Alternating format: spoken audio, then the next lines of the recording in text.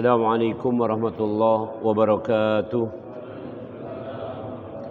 Alhamdulillah wassalatu wassalamu ala Rasulillah wa ala alihi wa sahbihi wa man wala.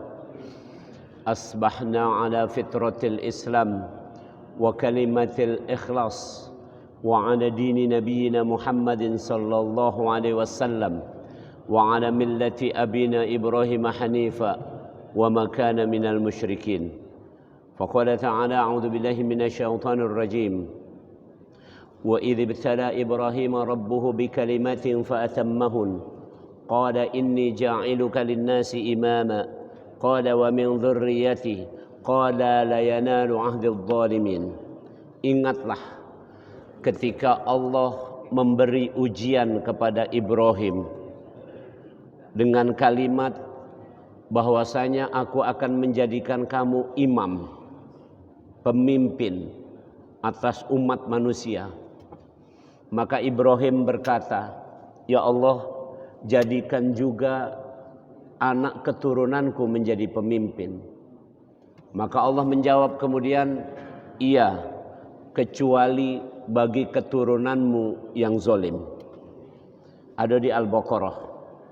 Ini adalah kisah awal mula tanda-tanda bahwa kemudian akan dibangkitkan, diutus seorang Rasul yang akhirnya Allah memilihnya menjadi pamungkas bagi para Rasul, yaitu Rasulullah Muhammad SAW. Kemudian dari Nabi Ibrahim ini Allah memberikan zuriat. Yang pertama adalah Nabi Ismail alaihissalam.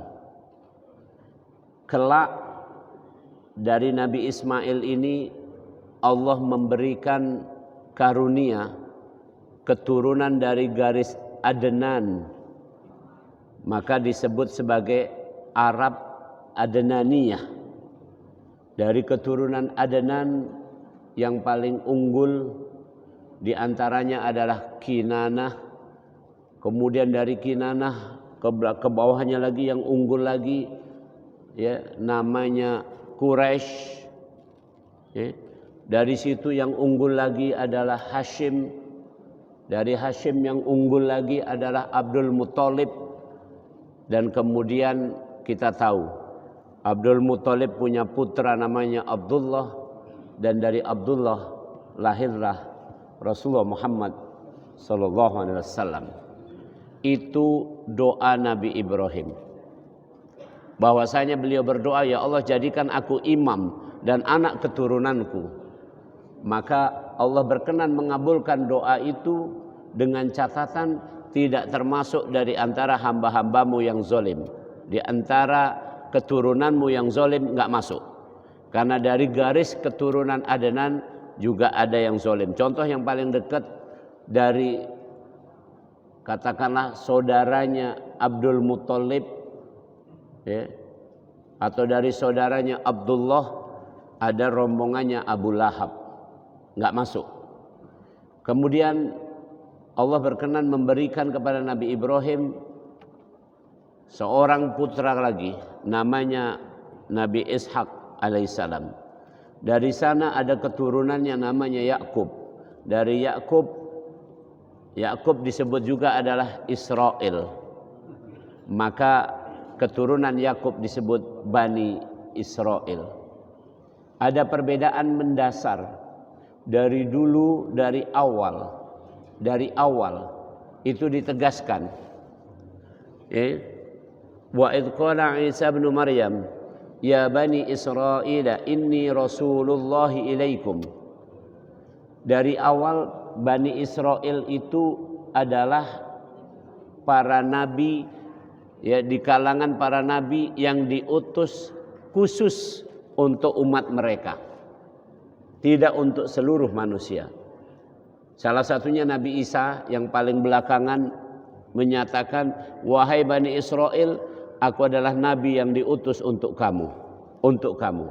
Sementara dari garis, ya, Nabi Ismail alaihissalam itu dipilihlah untuk menjadi utusan bagi seluruh manusia.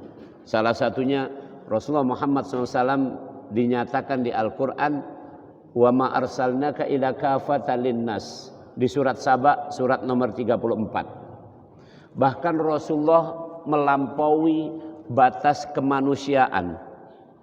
Yang namanya hewan, tumbuh-tumbuhan, benda-benda mati, semuanya menyambut beliau, ya, karena beliau diutus sebagai wa ma arsalnaka ila rahmatan lil alamin. Oke, menjadi rahmat bagi seluruh semesta alam. Banyak kisah yang menyebutkan, ya, ketika beliau berada di bawah sebatang pohon maka pohon itu menunduk. Ketika berada di bawah batu yang misalnya di padang pasir misalnya, maka batu itu meredup, ya, menaungi. Ketika beliau berjalan maka awan mengikuti. Ya. Ketika beliau duduk, ya, di dekat katakanlah batu-batuan atau dekat pepohonan, pendek kata semuanya itu merasa tentram. Itulah Rasulullah Muhammad SAW. Nah, kita, apa pelajaran kita hari ini? Mari kita sadari. Jadi mari kita buang semua tanda kutip identitas yang baru sampai di kulit. Saya ingin mengajak pagi ini kita kepada identitas yang ada bahasa Plembangnya itu di jero atau di buri, ya, di bagian dalam dari diri kita. Ya. Ini kan tahun baru Hijriyah, ini bulan suci. Nak aku ingatkan ini bulan suci, ya, bulan suci. Bulan suci itu ada 4. Al-Quran menyebutkan ithna asyara syahra. Bulan itu ada 12. Fiha arba'atun hurum. 4 bulan diantaranya adalah bulan suci. Bulan suci adalah Zulqa'dah, Zulhijjah, Muharram, dan Rajab. Jadi kaki mulai tahun ini kalau ngumumkan spanduk Ramadan jangan kamu tulis lagi bulan suci. Tapi kamu tulis bulan Quran atau Syahrul Mubarak sesuai dengan penamaan di Al-Quran. Kalau bulan Rajab kamu boleh tulis sebagai bulan suci. Apa maksud bulan suci? Bulan suci sudah disebutkan di Al-Quran, salah satunya di surat At-Taubah ayat 36. Bulan suci adalah bulan yang diharamkan, namanya bulan haram. Bulan haram artinya bulan diharamkan. Diharamkan bahasa Plembangnya tidak boleh. Tidak boleh ngapo? 1, membunuh jiwa. Jadi di bulan suci tidak boleh berperang. Tapi di surat At-Taubah dikatakan kecuali kamu diserang, kamu balas sebatas coba. Tapi di luar bulan suci peranglah. Sedangkan bulan Ramadan justru berperang. Perang Badar terjadi pada bulan Ramadan. Jadi tolong camkan di pengertiannya. Yang kedua, bulan suci adalah bulan diharamkannya gawe-gawe jelek. Nah, jadi ingat-ingatlah nih. Jadi selama 1 tahun sepertigonya 4 bulan itu tidak boleh gawe jelek, cek. Nah, istirahat dulu. Jangan gawe jelek. Kalau nak gawe jelek agak di luar bulan suci bela kira itu kan. Kalau masih ada niatan untuk itu. Hadirin rahimakumullah. Jadi ini adalah bulan haram. Ini adalah penanda awal dari tahun baru Hijriyah. Kenapa tahun baru Hijriyah tidak didasarkan pada kelahiran Nabi? Jawabannya sebenarnya secara hakikat ringkas saja. Ya. Kalau Sayyidina Ali mengatakan, ya, ungdur maqala wa la tangdur mangqal. Lihat perkataannya, jangan melihat siapa yang ngomongkannya. Rasul lebih tegas mengatakan, ya, innallaha la yanzuru ila suwarikum wa la ila ajsamikum walakin yanzuru ila qulubikum wa a'malikum. Allah tidak melihat penampilan kamu, tapi Allah melihat isimu, isi hatimu, dan bagaimana wujud dari hati itu dalam bentuk amal. Jadi sambungannya tadi cerita tentang Nabi Ibrahim, saya sudah sampaikan. Nabi Ibrahim itu, ya, oleh Allah Subhanahu wa taala dikasih karunia 2 orang putra. Yang pertama Nabi Ismail, yang kedua Nabi Ishak. Nabi Ismail itu dari keturunannya dipilih oleh Allah untuk menjadi pemimpin seluruh umat manusia. Perhatikan kalimatnya. Nah, Nabi Ishak ternyata dipilih hanya terbatas untuk Bani Israel. Kira-kira itu. Nah, dari situ diajarkan kepada kita bahwa kita ini bersuku-suku berbangsa-bangsa ini, namun kita muslim, maka yang kita jingok adalah esensi, hakikat, bukan kita jingok kulitnya. Tolong camkan. Nah, apa hakikat dari seorang muslim? Apa hakikat dari keislaman kita ini? Hakikat dari keislaman kita ini, payo. Tadi aku sudah ngomongkannya dengan bahasa doa tadi. Asbahna ala fitratil Islam. Satu, hakikat orang Islam itu adalah hakikat di mana dia menjaga fitrah tauhid. Jadi dimanapun wong Islam itu adalah bertauhid dalam arti yang sedalam-dalamnya. Tinggal kaki kita latihannya mak mano. Orang yang tauhidnya baru, ya ibaratnya baru awalan, itu namanya orang yang baru mengucap 2 kalimat syahadat. Naik lagi adalah orang yang sudah sholat, itu tauhidnya sudah meningkat ketimbang orang yang sekedar syahadat. Kunjuk contoh misalnya, ada tak wong Islam tak sholat? Ada tak? Wong Islam tak sholat, ada tak? Ada. Nah itu tauhidnya ada, cuman baru ibaratnya tuh nempel baru dikit. Nah sementara kita sholat, berarti tauhid kita sudah naik. Sudah naik. Nian terasa waktu kita nak sholat itu, ya ada rasa bahwa kita ini mantap memang nak nyembah Allah. Nah naik lagi derajatnya. Wa ma umiru illa liya'budullaha mukhlishina lahuddin. Tadi disebutkan asbahna ala fitratil Islam wa kalimatil ikhlas, yaitu ngerasa lego. Ikhlas kata para ulama mudah bae ini. Omongannya mudah, cuman nak kita relanya itu yang sulit. Ikhlas adalah bagaikan BAB, sudah itu bae definisinya, udah panjang-panjang. Sekarang ku tanya, kalau kamu BAB nyesel tak? Itu bae. Kalau kamu BAB, nginget tak? Kamu ingat lagi? Wih, kemarin aku BAB mana tu? Kamu ingat, sayang nian, tak katik cek. Itu nian. Itu untuk memudahkan baik. Tapi kita kenyataannya dalam hidup tidak mak itu. Banyak di antara kita masih nginget. Aku dulu pernah baik sama dia, ini segala macam. Kamu ingat, tak usah ingat lagi cek. Nih, ikhlas. Wa kalimatil ikhlas. Kemudian wa ada dini nabiyina Muhammadin sallallahu alaihi wasallam. Kami berada dalam sistem. Din itu adalah sultah. Bahasa Arabnya din, nama lainnya sultah. Sultah adalah kekuatan atau sistem. Jadi kita ini berada dalam, kalau dalam bahasa lebih ringkas, makanya pengajian ini yang didulukan adalah adab. Adab itu aturan, tata keramanya, sopan santunnya, sistemnya dulu. Setelah adab baru ilmu. Karena banyak orang punya ilmu tapi tidak beradab. Makanya adab duluan. Maka kita berada dalam sistemnya Islam dulu. Sekarang ini kan kita tidak menyadari itu. Sehingga banyak orang Islam itu yang justru menyakiti saudaranya sendiri. Padahal dalam sistem Islam itu disebutkan ruhama ubainahum.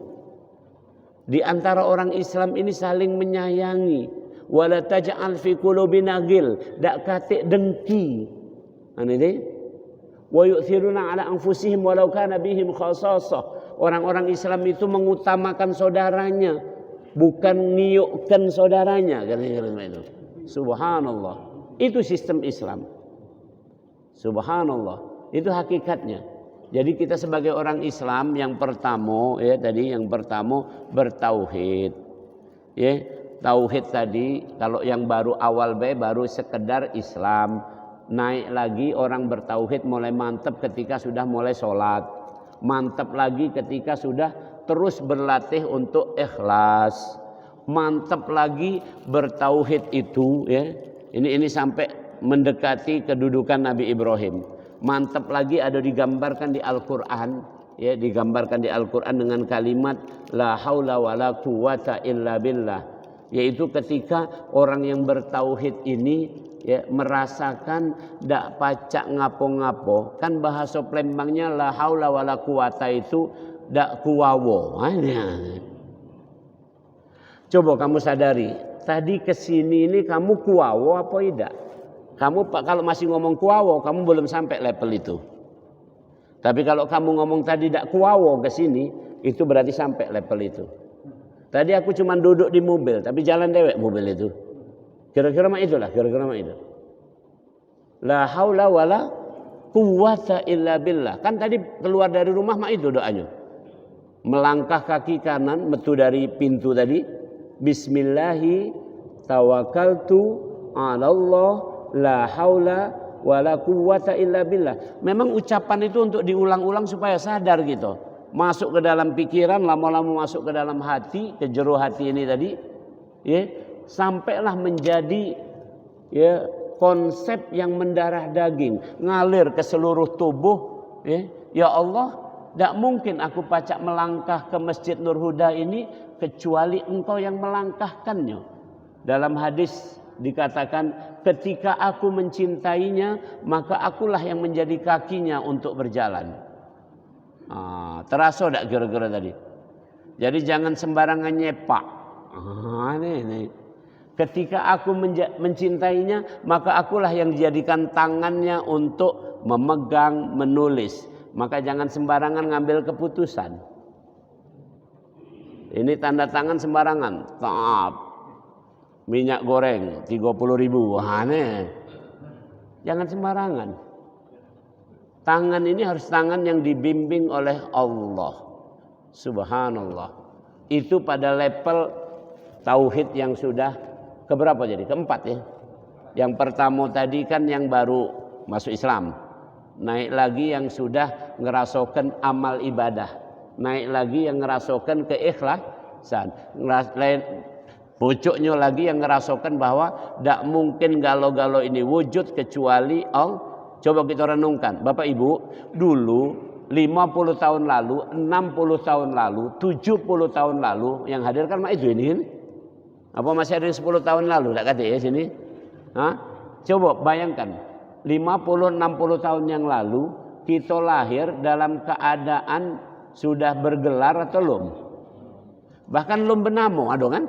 Ada tak lahir itu langsung juk namo? Kita tidak pecah Nabi Yahya. Nabi Yahya itu sebelum lahir Allah sudah ngasih nama. Ismuhu Yahya. Dan begitu lahir kata Allah, ya Yahya khudil kitaba biquwwah. Wahai Yahya, pegang teguhlah kitab ini. Jadi sejak lahir Nabi Yahya itu sudah menguasai kitab. Sudah pacak baca, sudah pacak ngomong. Sama setara dengan sepupunya Nabi Isa alaihissalam. Lahirnya hampir bersamaan. Itu juga sejak lahir itu. Dari Nabi Yahya itu adalah karunia Allah kepada Nabi Zakaria. Dan nama yang ngenjuk nama Yahya itu adalah langsung Allah. Nah kalau kita kan tidak. Akikah dulu baru kita nunjuk nama oleh orang tua kita. Jadi hakikatnya mah itu. Sekarang pertanyaan aku. Kalau bayi lahir, kemudian bayi lahir, kemudian dibiarkan bayi, mati tidak kira-kira? Logikanya baik, logikanya. Mati cek. Mesti nak dirawat, nak diurus supaya dia pacak makan minum, pacak bersih dan seterusnya. Nah, itulah hakikat la haula wala quwata illa billah. Dalam bahasa Al-Qur'an dalam bahasa Arab disebut tajarrud, totalitas. Di Al-Quran di surat 12 ayat 108. Surat Yusuf ayat 108. Qul hadihi sabili ad'u ilallah ala basiratin ana wa man ittaba'ani fasubhanallah wa ma ana minal musyrikin.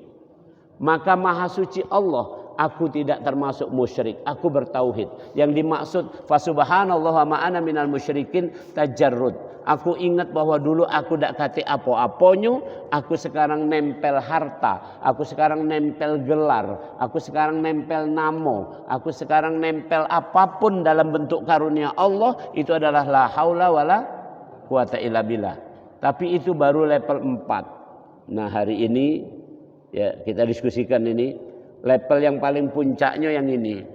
Nih, yang kelima. Apa itu level yang kelima ini? Subhanallah. Kalau Nabi Ibrahim itu level ini dengan cara Nabi Ibrahim ditunjukkan oleh Allah di Al-Quran di surat nomor 6, surat Al-An'am, malakutas samawati wal ard. Nabi Ibrahim ditunjukkan alam yang bukan alam ini. Namanya alam malakut. Tuh. Jadi Nabi Ibrahim di sana nyingok makmano kesudahan manusia ditunjukkan oleh Allah. Maksudnya kaki kita nak kemana, nak seperti apa ditunjukkan. Dan kita tahu yang paling dahsyat adalah Rasulullah Muhammad sallallahu alaihi wasallam. Walaqad ra'ahu nazlatan ukhra inda sidratil muntaha. Rasulullah sampai ditembuskan ke tempat puncak. Sampai di Sidratul Muntaha itu pun malaikat Jibril mundur karena tidak diizinkan. Malaikat Jibril tidak boleh sampai di Sidratul Muntaha. Malaikat Jibril ibaratnya nganter di gerbangnya. Yang masuk ke dalam itu hanya Rasulullah Muhammad SAW. Kemudian beliau berdialog dengan Allah dengan kalimat at-tahiyatul mubarakatus salawatut thayyibatu lillah. Dijawab oleh Allah, assalamu alayka ayuhan nabi wa rahmatullahi wa barakatuh. Kemudian Rasulullah adalah orang yang menyatu sama kita. Yang dibayangkan Rasul bukan pada masa tahun 600 Masehi. Beliau lahir kira-kira tahun 571 Masehi, menjadi Rasul 40 tahun kemudian. Jadi yang dibayangkan oleh Rasulullah Muhammad SAW bukan umat pada saat zaman beliau baik, tapi keseluruhan. Maka beliau berdoa lagi, assalamu alayna wa ala ibadillahi salihin. Jadi yang namanya keselamatan bukan untuk kami baik, bukan untuk aku baik, untuk umat sekarang baik, tapi untuk seluruh umatku yang kemudian mereka yang soleh. Subhanallah. Nah inilah derajat tertinggi tadi. Dalam bahasa Al-Quran di surat 50 disebut dengan kalimat wa kasyafna. Bahasa kitanya tembus pandang. Tadi aku lah ngajak kamu untuk tembus pandang. Tadi sudah aku ajak kamu. Yaitu waktu sholat tadi. Perhatikan kalimatnya. Suatu saat, itu ceritanya panjang, ada di Al-Quran di ayat yang lainnya di surat At-Tahrim atau di surat Al-Hadid, surat Hadid, surat nomor 57, surat nomor 66. Oke. Nah ini kage kita di kampung akhirat itu dikenali bukan dari KTP elektronik. Ya. Dikenali bukan dari itu. Dari mana dikenali? Al-Quran menyebutkan simahum fi wujuhihim min atharis sujud.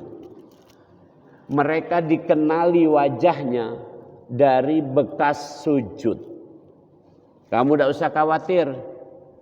Kamu sudah jadi hamba Allah, kita sudah jadi hamba Allah. Ngapo jidat kita tidak hitam-hitam? Bukan itu.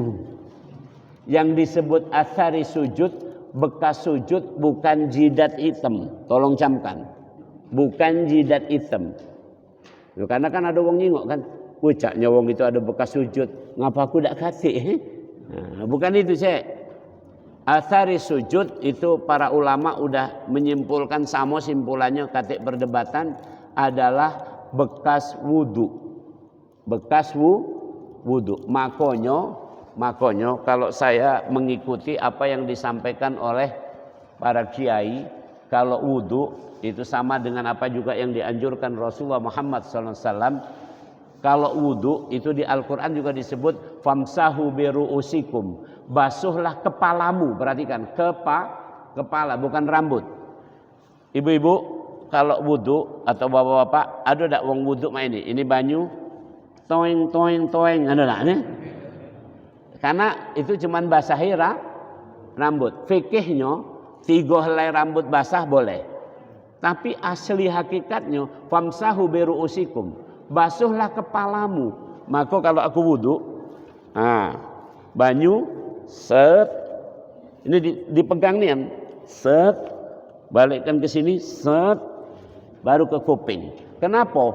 Kaki waktu di kampung akhirat bercahaya. Tadi kalau toeng ini baik, cahayanya dikit sini baik. Nah, tapi kalau main ini tadi, wah, cek. Ini bukan omongan aku. Nuruhum yas'a baina aydihim wa bi aymanihim. Cahaya mereka berkilau-kilauan dari depan dan dari sebelah kanan mereka. Subhanallah. Dan tadi cahaya ini berbarengan. Jadi orang-orang mukmin dan orang-orang munafik semua punya cahaya. Tapi begitu mendekati jembatan Ampera, tadi Al-Quran menyebutkan sirat. Aku kasih kasih tamsil kan ini kan supaya mudah. Begitu mendekati sirat jembatan, begitu dekati jembatan ini, maka cahaya orang munafik padam. Naktabis nurana, padam. Dan begitu padam kan udah di muaro jembatan. Jadi ibarat di sini itu di UKB itu, kader bangsa namanya. Sampai situ, jadi dari Jakabaring ini orang beriman sama orang munafik berjalan. Sama. Karena harus nyebrang, karena surga ada di Masjid Agung, kira-kira mak itu. Nah, itu. Paham ya, kira itu tamsilnya mak itu. Itu al-hakumut takasur. Aku nih ngajak level kelima supaya kamu tembus pandang dulu. Coba kamu bayangkan, kita lagi berjalan ke sana. Nah, itu kaki tergantung diri kita masing-masing. Apakah kita mukmin atau munafik? Begitu sampai di UKB tadi, kader bangsa tadi, kira-kira di muaro jembatan itu, maka cahaya orang-orang munafik padam. Dan saat itu di Al-Quran dikatakan, mereka mengatakan, ya wahai orang-orang beriman, bagilah cahaya kamu untuk aku, untuk kami. Minta bagian. Jadi ya Allah, minta supaya cahaya orang beriman ini jadilah dibagi sedikit. Kamu kan berkilau-kilau. Dan Rasulullah menggambarkan bahwa apa yang disebutkan dalam surat Al-Hakumut Takatsur itu, di bawah jembatan itu adalah neraka. Dan itu gelap. Kemudian ada pengaitnya yang selalu ontang-anting ini yang pacak nyamber. Sekarang pertanyaannya, nyebrang jembatan, jembatannya licin, di bawahnya neraka, tidak pakai lampu, kira-kira mak mana? Cetok tak kelebu? Cetok. Nah ini tolong camkan ini. Bahasa Al-Qur'annya bayyinah, cetok. Maka di surat Bayyinah itu dikatakan begini kan? Lam yakunil ladzina kafaru min ahlil kitabi wal musyrikina munfakkina hatta ta'tiyahumul bayyinah rasulun minallahi yatlu suhufan mutahhara fiha kutubun qayyimah. Jadi kenapa orang-orang kafir dari kalangan orang musyrik, ahli kitab dan siapapun munafik termasuknya, kenapa masuk neraka? Karena sudah datang sesuatu yang ceto kepada mereka, tapi mereka tidak melo. Apa yang ceto? Ini tadi kisah. Pada level kelima ini tadi, orang bertauhid pada level yang setingginya tadi, itu kasyaf, tembus pandang. Kalau pacak kasyafnya jangan kaget nunggu pada waktu sudah meninggal dunia. Sekarang inilah kamu jingokkan. Kamu bayangkan, bahasa kerennya simulasi. Itu zaman Pak Haji Samsul tuh. Masih ada peninggalannya. Haji Solikin di mana? Di Sungai Gerong tuh, ku jingok.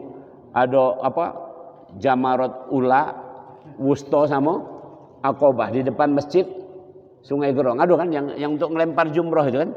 Kalau Petro Al-Hajj dulu simulasi kan di sana nih. Kan simulasi kamu. Pertama kita sampai di Bagus Kuning, katanya itu embarkasi Palembang. Terus terbang pakai kartu-kartu. Pak Haji Endang yang periksa kartunya kan? Diperiksa lah, mendarat di Bakaran. SD Bakaran. Sampai di SD Bakaran terus kita menuju itu Jeddah itu katanya. KIAA, King Abdul Aziz International Abdul Aziz Airport. Nah, kemudian dari situ bergeser ke Masjid Jahorul Iman. Di situ katanya adalah Masjid Nabawi, anggaplah itu kan. Simulasinya. Kemudian dari situ pakaian ihram, berjalannya ke Masjid Darul Ridwan. Masjid Darul Ridwan adalah di situ adalah tempat mikotnya, tempat pakaian ihram, berali di situ. Dari situ berjalanlah ke Sungai Gerong sampai di SMP YKPP apa namanya? Ya, itulah maktab sampai sana. Dari maktab itu kemudian berjalanlah dari situ untuk melakukan tawaf dan sa'i umroh untuk haji. Ada di lapangan bola kan itu kan muter. Itu simulasi. Itu contoh ya, mohon maaf bisa aku cerita ini karena itu kan yang kita banyak yang wong ini kan top tempat orang pensiunan Pertamina. Jadi itu simulasi. Nah ini simulasinya masuk di dekat Ampera tadi, itu neraka tadi ada di sana.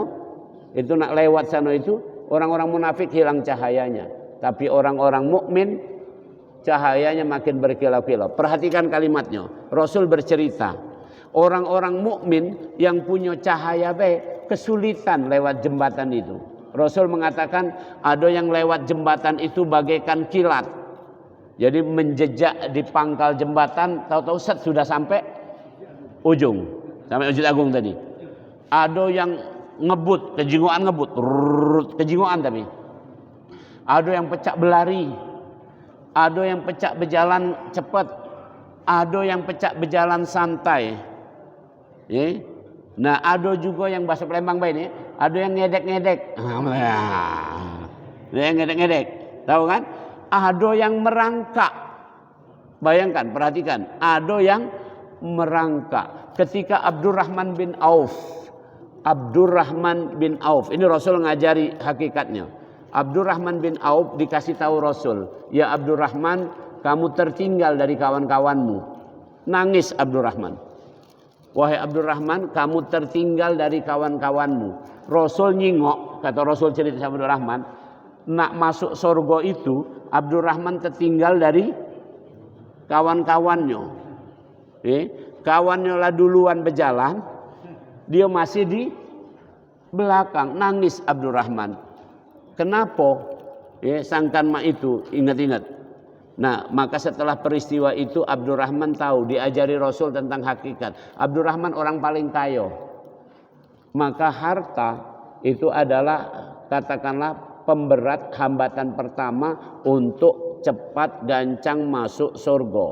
Tapi harus dibalik, jangan salah. Harta juga yang menyebabkan orang cepat masuk surga. Ulangi.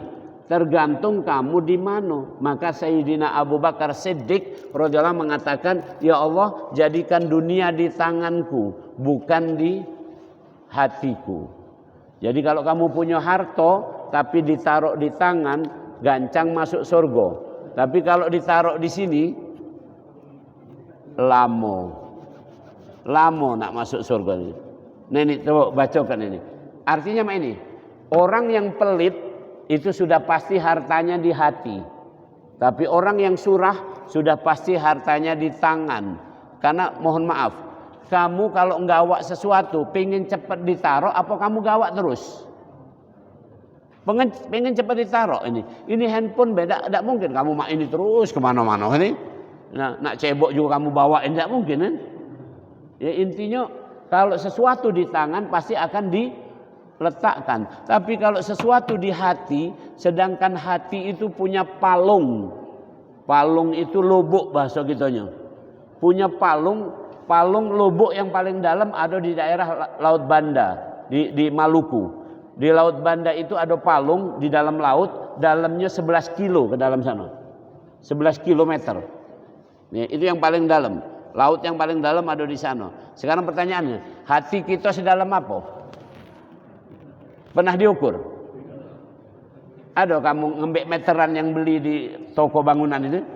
Kamu masuk isi tuh. Ya. Belum sampai cek dalam nian itu. Nah itulah kira-kira hadirin rahimakumullah, maka pagi ini mari kita berlatih. Kita sikok itu baik. Mari kita berlatih, insya Allah kalau kita jadi orang Islam yang bersyahadat sudah. jadi orang Islam yang beramal, sholat, wajib, puasa, insya Allah sudah. Kalau kita jadi orang Islam yang ikhlas, insya Allah kita sudah berlatih untuk ikhlas. Tapi harus terus ditingkatkan. Ya, dak kate berhentinya, dak kate ikhlas itu sempurnanya kita dak kate, tapi terus. Nah, kalau kita jadi orang Islam yang la haula wala quwata illa billah juga sudah kita lakukan, tapi baru sebagian baik. Yang la haula wala quwata illa billah masih sebagian lagi masih ngerasa kita punya kemampuan. Perhatikan, ada tak kita masih ngerasa punya kemampuan? Masih ada ngerasa aku mampu, ngerasa aku ini, ngerasa ini segala macam. Masih ada ngerasa itu belum level 4. Nah, kalau level 5 itu dia sudah mampu memandang apa-apa yang diburi, apa-apa yang di luar dari yang dijangkau oleh mata ini. Ya, tadi ayatnya sangat jelas. Makanya Imam Syafi'i rahimahullah, imam kita ini kan mazhabnya lebih banyaknya adalah Imam Syafi'i. Imam Syafi'i itu kalau sholat tahajud dibaca Alhaakumut Takatsur sambil nangis, diulang-ulang oleh beliau. Pelan-pelan beliau baca Alhaakumut Takatsur hatta zurtumul maqabir. Coba bayangkan ya, kamu mengumpulkan dunia, kamu lupa sampai kamu ingat ketika kamu sudah berada di kubur, baru kamu ingat. Itu dari awal sudah diingatkan Allah. Jadi sekarang pertanyaan aku, tadi kan aku lewat sini ada meninggal ya, almarhum ya, Allahumma firlahu. Tadi aku lewat situ kan, masih ada tendanya tuh. Aku langsung berdetak. Insya Allah beliau adalah orang yang baik, orang yang soleh. Tidak kata masalah gara-gara itu. Cuman kalau kita bayangkan suatu saat kita lewat, siapa mamang ini? Itulah mamang yang bikin kerok. Nah, kita rasa gitu. Nah, sekarang kita ke diri kita dewek. Aku mak mano? Aku masuk yang mano? Masuk mamang yang baik ini atau mamang yang tidak baik tadi gara-gara itu. Nah, itu bayangkan setiap saat kesempatan. Nih, coba.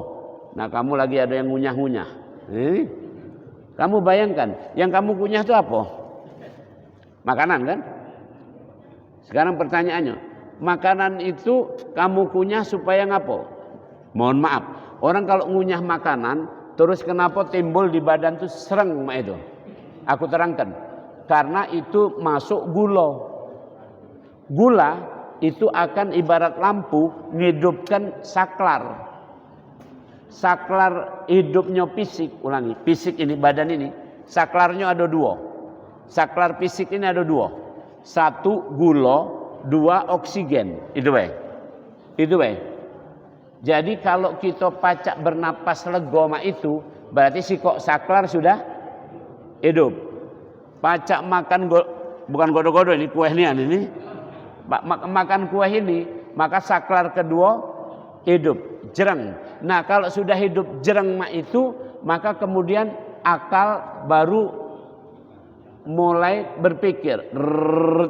Nah, akal berpikir itu sampailah kage diantar kepada faham. Warzuqni fahma. Itu di Al-Quran dikatakan faham. Nah, kalau sudah paham, kage Allah timpokan dengan hidayah. Perhatikan kalimatnya nih. Ini mekanisme. Timpokan dengan hidayah, maka dia kemudian sadar. Dan sadar itu ada tingkatannya. Ya, sadar itu ada tingkatannya. Mudah memang ini. Ada setengah sadar. Pernah dengar kan? Berarti ada 1/4 sadar juga nih. Kira-kira itu. Ada setengah sadar, ada sadar nian. Sadar yang paling tinggi namanya rushdun. Dan saat itulah dia tembus pandang. Sadar yang paling tinggi. Aku nak menunjukkan itu. Jadi kamu makan itu, kamu jangan berhenti di situ. Kalau berhenti di situ kamu cuma ini. Alangkah lemaknya makanan, cuma berhenti di situ. Kamu tolong camkan. Cek makan berarti gula. Berarti hidup saklar. Berarti ini berjalan. Berarti paham. Berarti sadar. Nah, ini dia. Jadi dengan sikap inilah yang para ulama sufi mengatakan, ketika aku memegang makanan, maka tidak ada yang kulihat kecuali Allah. Nah, itu. Ketika megang ini, bukan Allah ada kejingoan di sini, tapi dia tahu dengan perantaraan ini dia bisa ma'rifah, mengenal Allah. Kira-kira itu. Maka jangan kita cetek. Di Al-Qur'an ada doa. Ya. Diajarkan doa itu begini.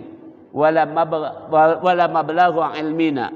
Karena Al-Qur'an bunyinya dzalika mablaghu minal ilm.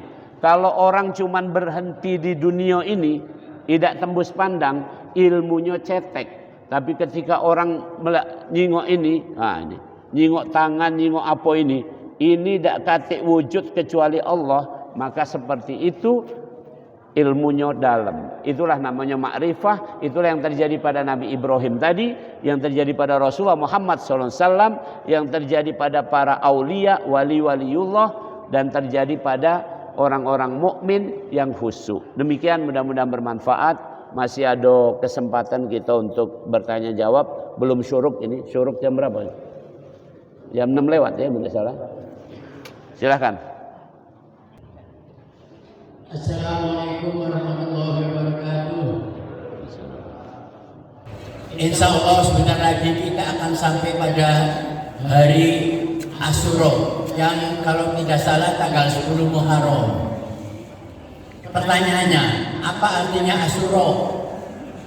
Kemudian amalan apa yang harus kita kerjakan di hari Asyura tersebut? Kenapa Asyura tanggal 10 bukan di tanggal yang lain? Terima kasih. Assalamualaikum warahmatullahi wabarakatuh. Aku jawabnya pakai ya. Jawabnya pakai yang tadi itu. Kita baru insya Allah mudah-mudahan teori dan kita sampai ke sana. Aku jawabnya pakai yang kasyaf tadi, yang 5 tadi ya. Jawabannya itu tanyakan sama Allah. Ya. Tapi kita ada tanda-tandanya. Perhatikan. Ini bukan omongan aku sembarangan. Rasul waktu ditanya, pertama ditanya oleh malaikat Jibril. Malaikat Jibril datang seperti manusia, jadi manusia. Samping Rasul tanya, ya Muhammad, mahwal Islam? Dijawab tegas oleh Rasul. Wahai Muhammad, apa itu Islam? Dijawab oleh Rasul dengan rukun Islam. Al-Islamu antasyhada alla ilaha illallah anna Muhammadur Rasulullah, dan seterusnya itu. Kemudian ditanya lagi, ya Muhammad, mahwal iman? Dijawab dengan rukun iman yang 6 itu. Kemudian ditanya lagi, ya Muhammad, mahwal ihsan? Dijawab oleh Rasul, anta'budullaha ka'annaka tarahu fa illam takun tarahu fa innahu yarak. Kemudian pertanyaan ini yang Rasul saya jawabkan ke Aji. Ya. Rasul ditanya oleh malaikat Jibril tadi, ya Muhammad, mata sa'ah?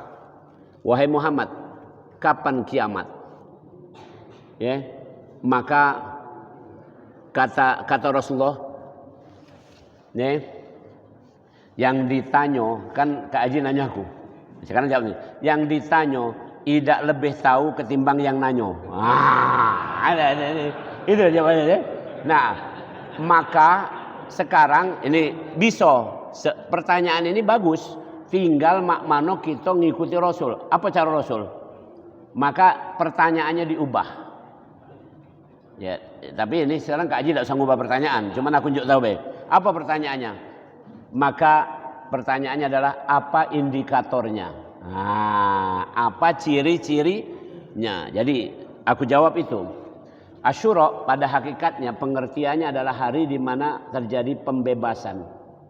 Perhatikan, Asyura adalah hari pembebasan. Oke, pembebasan. Terjawab lagi. Kenapa tanggal 10? Nih, jawabannya juga kembali kepada tanda-tandanya. Yang punya gawe seluruhnya tadi masih ingat? Aku megang ini tadi yang terjingok apa? Allah. Nak tanggal 10, nak tanggal 11, nak tanggal berapa? Innallaha ala kulli syai'in qadir. Terserah Allah. Pada waktu Allah menciptakan langit dan bumi, Allah mengatakan isna asyara syahra. Pada waktu langit dan bumi diciptakan, maka kami tentukan ada masa 12 bulan. Fiha arba'atun hurum. Dan di antara 12 bulan itu ada 4 bulan haram. Di antara 4 bulan haram ada bulan Muharram. Di antara bulan Muharram ada tanggal 10. Paham kira-kira? Jadi kira-kira jadi indikatornya yang kedua. Jadi pertanyaannya tadi, Asyura adalah hari pembebasan. Kenapa nak tanggal 10 nian? Kendaknya Sano. Kita sadar itu. Katik campur tangan kita. Nah, kemudian benar tadi ditanyakan, apa yang nak diamalkan? Maka kita ini bahasa Palembangnya dinyonyolkan sudah. Ini. Apa nyonyolkan itu mana? Ya pokoknya itulah ini diulang-ulang nih. Dinyonyolkan apa? Bahwa silahkan baca Al-Quran ini rumusnya. Coba kita baca nian-nian nih, surat Al-Anbiya surat nomor 21. Itu para nabi dan rasul itu dibebaskan dari berbagai problematika itu pada tanggal 10 Syura. Sebelum Muharram ini. Dari hari Asyura. Jadi jangan mohon maaf aku nak luruskan. Jangan sampai kita itu dibatasi pendek pemahaman kaum Syiah. Aku ketemu, semalam aku ketemu. Ada di Palembang. Orang Syiah itu adalah kalau lagi kecil takiyah. Takiyah itu menyembunyikan identitasnya. Tapi mulai ada nyinggung-nyinggung. Kalau sudah Muharram ini dia ada dua singgungannya. Ini tahun baru Islam ya Muharram ya. Jangan lupa tanggal 10 adalah ketika ya terjadi cucu Rasulullah Sayyidina Husain dipenggal lehernya. Kaget kalau udah kita iyo tambahkan lagi. Itu adalah hari Karbala. Di mana kaget kita harus meratap sampai merobek-robek badan kita sendiri. Begitu seterusnya nih. Itu digiring ke sana. Kalau kita tidak, tolong camkan ini. Asyura tadi di surat Al-Anbiya itu digambarkan para nabi dan rasul punya problem selesai pada tanggal 10. Jadi aku ini banyak problem. Ini aku lagi berharap selesai di tanggal 10 ini. Pertanyaan aku sekarang. Pertanyaan ini mudah ya. Mak Mano kalau tanggal 10 hari Senin besok kita tidak selesai masalah kita. Itu tidak selesai menurut kita kan? Tapi menurut Allah mungkin sudah selesai. Maka yakin baik. Jadi pertanyaan tadi, apa yang harus kita lakukan di tanggal 10? Yakin bahwa tanggal 10 kali ini masalah selesai. Dengan cara ditandai kepasrahan kita puasa. Tolong camkan, kita puasa. Nah, tapi Rasul pingin jangan puasanya sama dengan Yahudi dan Nasrani. Tolong camkan. Ya. Orang Yahudi dan Nasrani termasuk tadi kaum Syiah tadi misalnya itu menjadikan tanggal 10 Cak Riayo. Maka kata Rasulullah Tasu'a. Maka kamu boleh puasa bukan tanggal 10 baik. Kamu mulai dari depannya atau kamu mulai dari belakang kamu tambahkan belakangnya. Jadi puasanya boleh di tanggal 9 dan 10 atau 10 dan 11. Kira-kira itu. Insya Allah aku besok ini aku cerita baik. Aku besok milihnya 10-11. Bukan 10 baik. Karena 10 baik itu cara Yahudi Nasrani kira-kira itu. Udah duluan karena mereka tahu juga mak itulah. Nah, kenapa aku besok? Sebenarnya aku pengennya minggu besok. Aku 9-10 tuh yang kantep tuh 9-10 ibaratnya. Tapi aku 9 besok mak mano. Diundang wong, Cek. Nah, ini. Nih, nak koo Cek. Nih. Kaget kecewa tuan rumah itu. Prof, jangan datang. Ini. Kita makan-makan. Ya Allah kan ayo kamu hari ini tanggal 90 nih. Sudah. Tapi tanggal 10-nya tidak ada masalah. Nah, jadi sudah terjawab. Asyura hari pembebasan kenapa tanggal 10 itu Allah yang punya hikmahnya. Yang apa yang kita lakukan adalah yang kita lakukan yakin bahwa masalah pada hari itu akan selesai dengan cara kita pasrah hari itu kita puasa. Perhatikan kalimatnya. Wong kalau puasa apa cita-citanya? Cuman sikok cita-cita wong puasa. Rasul mengatakan itu. Kamu masih ingat? Orang berpuasa gembira kalau pada saat berbuka. Nah itu cita-cita wong puasa cuman buka puasa. Ndak kate cita-cita puasa men. Cek ngapo puasa, Cek? Biar aku terpilih. Nah, ndak kate. Ndak kate, Cek, ndak kate. Wong puasa tuh cita-cita cuman sikok. Kapan lah beduk. Kadang-kadang kalau di pesantren itu, kami itu megang kurma itu kalau puasa tuh. Jam 4 sore habis sholat asar tuh lah megang kurma. Inilah ini. Kaget jam 4, setengah 5 cium-cium. Ya, ada itu wis kurma. Mak itulah cita-cita. Ya itu mulai dari kecil mak itu. Cuman kalau lah sudah kiainya udah kado kurma nak main-main-mainian. Tapi yang budak-budak santrinya cak kami mak itu masih. Aku ingat nian. Waktu masih nyantri mak itulah. Bila jam 4 dibariskan oleh kiai itu habis sholat asar, ya main-main megang ini sambil dengarkan pengajian terus dijingok nih parak-parak ini taruh lagi. Begitulah itu cita-cita orang puasa. Maka cita-cita orang puasa cuma satu.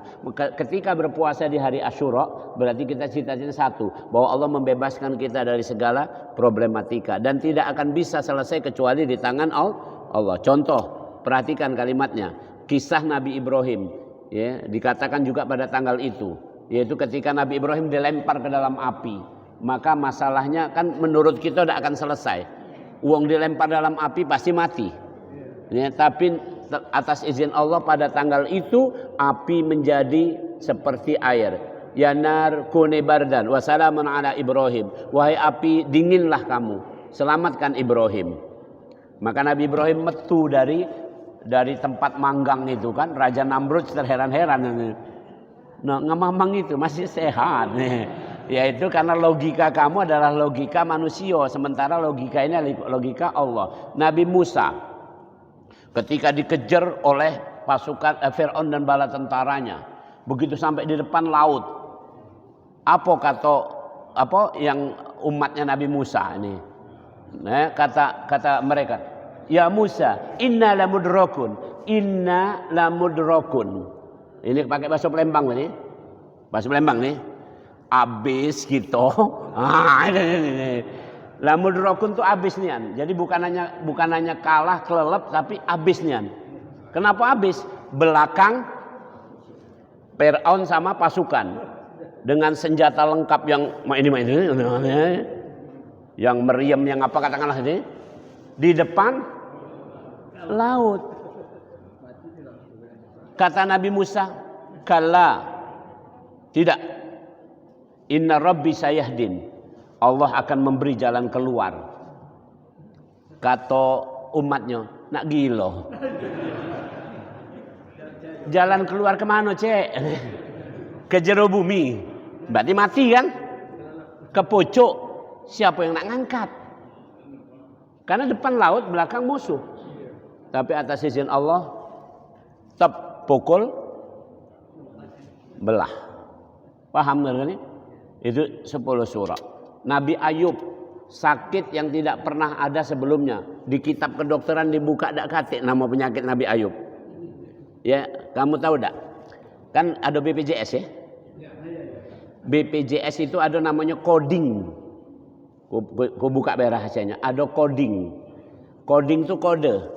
Misalnya darah tinggi, kodenya 543 misalnya. Darah tinggi sedang, bayarannya 2 juta. Darah tinggi berat, bayarannya 5 juta. Jadi kalau kamu dirawat dengan darah tinggi berat itu di rumah sakit, itu kalau sudah habis jatah 5 juta biasanya kamu disuruh balik walaupun belum sembuh. Kaget rujukan lagi baru bulan depan masuk lagi. Itu cara BPJS karena pakai coding.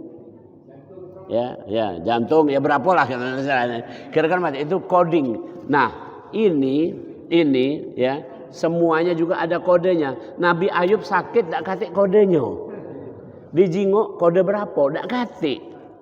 Karena Nabi Ayub mengalami sakit yang belum pernah dialami oleh siapapun. Maka kemudian Nabi Ayub pada hari itu mengatakan, Rabbi inni masaniyad durru anta arhamur rahimin. Ya Allah, aku sakit yang belum pernah sakit orang umat manusia seperti aku ini. Dan Engkau adalah Maha Penyayang di antara para penyayang. Engkau yang paling sayang. Perhatikan kalimatnya. Nabi Ayub tidak minta sembuh, tapi minta disayang. Jadi cuman adegan ini harus sampai level 5 tadi. Jangan coba-coba kamu kaget darah tinggi kamu naik terus kamu ngomong, ya Allah darah tinggiku naik, Engkau maha sayang. Nah, kamu dak diduk kamu dak diduk. Ya boleh baik mak itu, cuman maksudnya berlatihlah gitu. Nah saat itu kemudian dibebaskanlah Nabi Ayub dari penyakitnya dengan cara cuman disiram air. Pokoknya terserah Allah. Nak caranya mak mano tuh mudah kira-kira. Bahkan pada apapun kejadian itu mudah semuanya. Bahkan Nabi Isa diizinkan untuk menghidupkan orang yang sudah mati. Begitu kira-kira. Demikian. Siado, bis. Baik. Bismillahirrahmanirrahim. Alhamdulillahirabbil alamin. Wal 'aqibatu lil muttaqin.